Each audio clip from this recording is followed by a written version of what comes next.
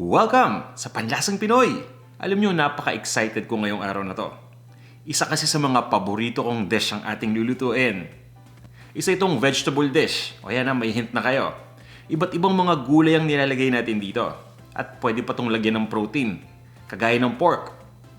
Pero ang kagandahan ng lulutuin natin, maglalagay tayo dito ng lechon kawali o ng bagnet. O may idea na kayo. Ang lulutuin natin ngayon, tinatawag natin na pinakbet. At ito ang Tagalog version o ang tinatawag natin na pinakbet Tagalog. Kilala rin ito sa tawag na bulanglang ng mga kaibigan nating Ilocano.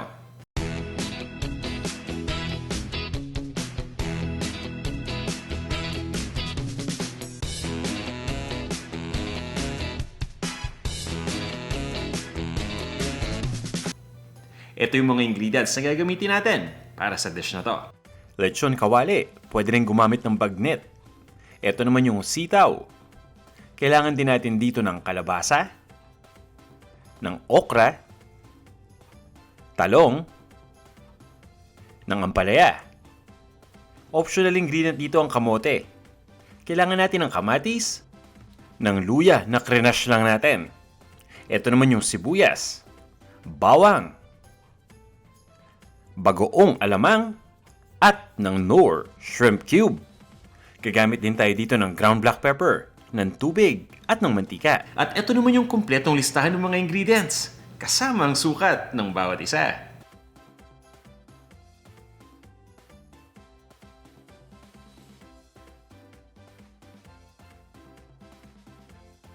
Ready na ba kayo?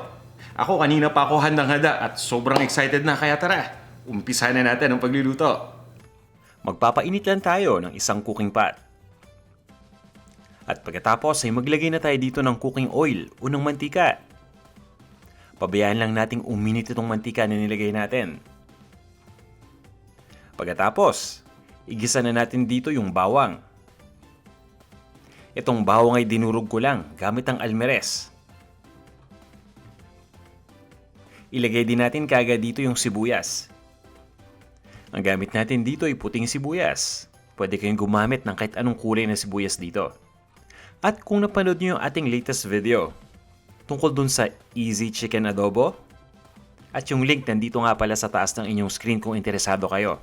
Ang ginawa natin dun, medyo brinown muna natin yung bawang bago nilagay natin yung sibuyas.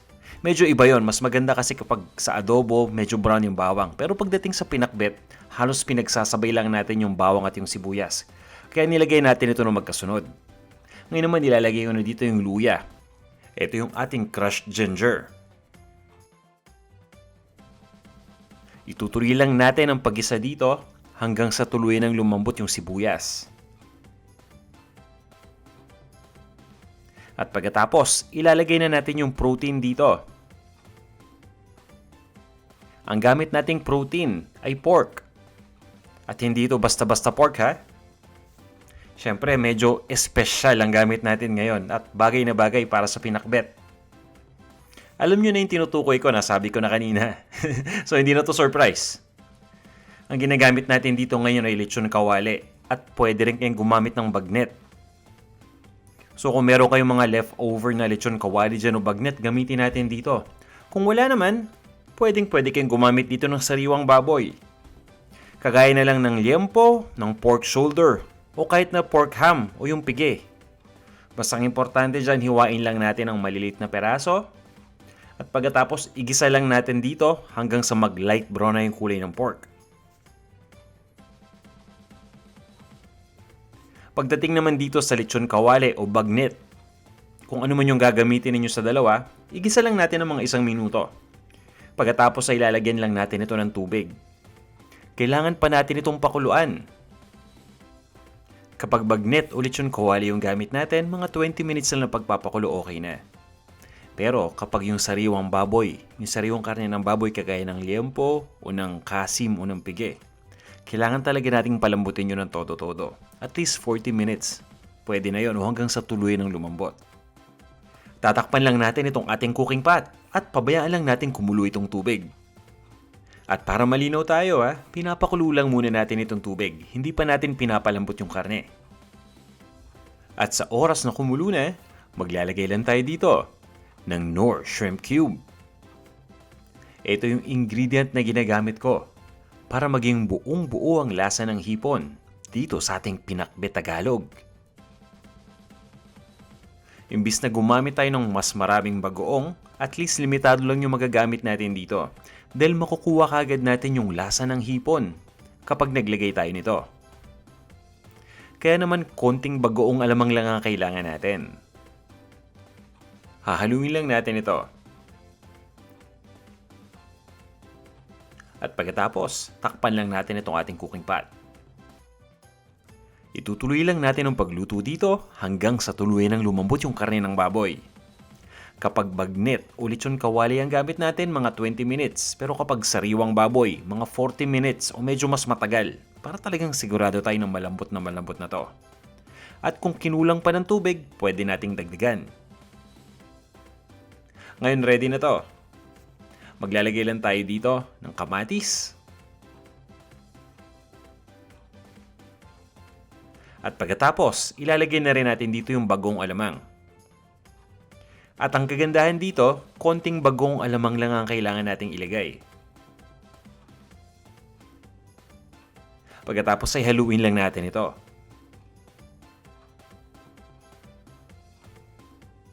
Siguraduhin lang natin na na-distribute na mabuti lahat ng mga ingredients. Takpan lang natin itong ating cooking pot. At lutuin lang natin ito ng 3 minuto pa. At bago ko makalimutan, gusto ko lang sabihin at i-emphasize na yung lechon kawali na nilagay natin kanina ay hindi pa natin nilahat.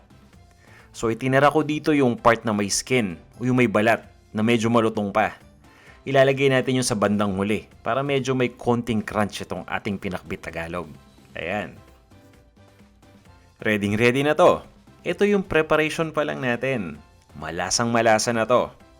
Kasi pag sinabi nating pinakbet, ang star talaga dito yung gulay, di ba? So inuna muna natin yung pampalasa. Ngayon naman, oras na para ilagay natin dito yung gulay. Uunahin kong ilagay dito yung mga gulay na medyo may katagalang iluto. Kagaya nitong kalabasa. Pati na rin itong kamote. Ayan. Haluin lang natin ito. Itong kamote ay optional ingredient lang para dito sa ating Tagalog version ng pinakbet. Pero kung gusto ninyong maglagay, kasama nitong kalabasa, kagaya ng ginawa natin, okay na okay lang yan. Wala namang pagkakaiba sa lasa. Basta ang gagawin natin sa kamote, hihiwain lang natin into cubes. Pagdating naman sa kalabasa, pwede tayong gumamit ng butternut squash at pwede rin tayong gumamit ng kalabasa na regular. Tatakpan lang natin itong ating cooking pot at lulutuin lang natin ito ng mga 7 minutes.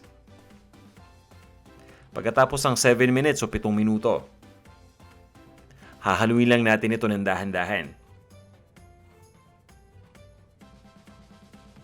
At pagkatapos ay ilagay na natin yung ibang mga gulay pa. Ang kagandahan dito sa pinakbet, napakaraming gulay ang kailangan dito. Kaya naman napakasarap at napaka-healthy pa. Ilagay na natin itong ating sitaw o yung tinatawag natin na string bean o snake bean. Haluin lang natin. Itong sitaw ay hiniwa ko lang into 2-inch pieces. Pagkatapos ay ilalagay ko na dito itong okra. Itong okra ay kilala rin sa tawag na ladyfinger. Mas sariwa yung gulay na gagamitin natin dito, mas maganda.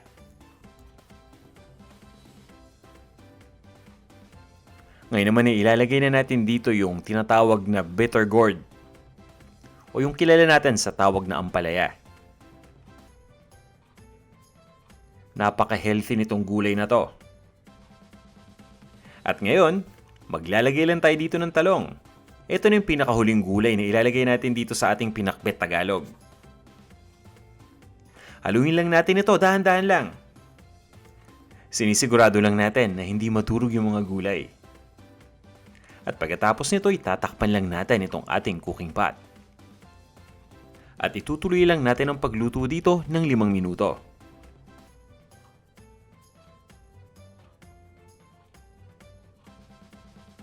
Ayan, makalipas ng 5 minuto, Mapapansin niyo na medyo okay na yung itsura ng gulay. Tumitingkad na ito pero hindi pa to ganong luto. Okay lang yan. Lalo na yung talong, obvious na kulang pa sa pagkakaluto. Ang gagawin natin ngayon, simple lang. Isi-season lang natin ito. Lalagyan lang natin ito ng ground black pepper.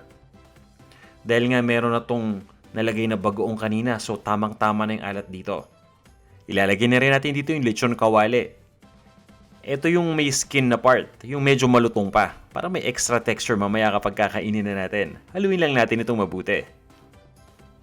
At pagkatapos ay iluluto lang natin ito ng mga 3 to 5 minutes pa, hanggang sa tuloy lang maluto lahat ng mga gulay na nandito.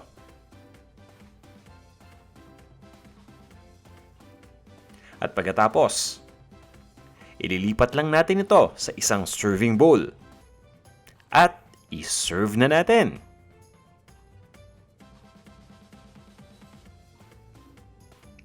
Ito na ang ating pinakbet Tagalog.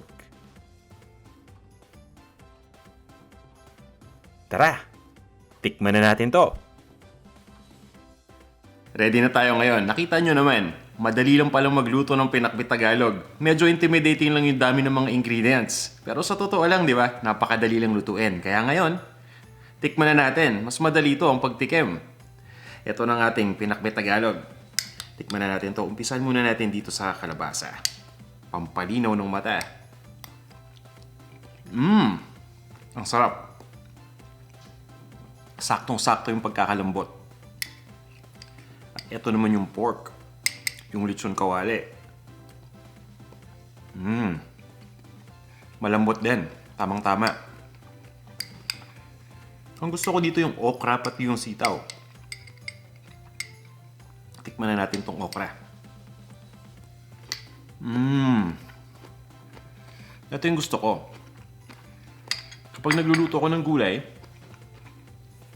mas gusto ko sa gulay yung tamang-tama lang yung pagkakaluto. Hindi ko to niluluto ng matagal to the point na talagang madudurog. Dahil mas gusto ko kapag ninunguya ko yung gulay may konting crunch pa.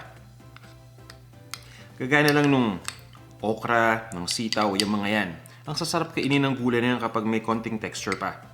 Ito naman yung sitaw.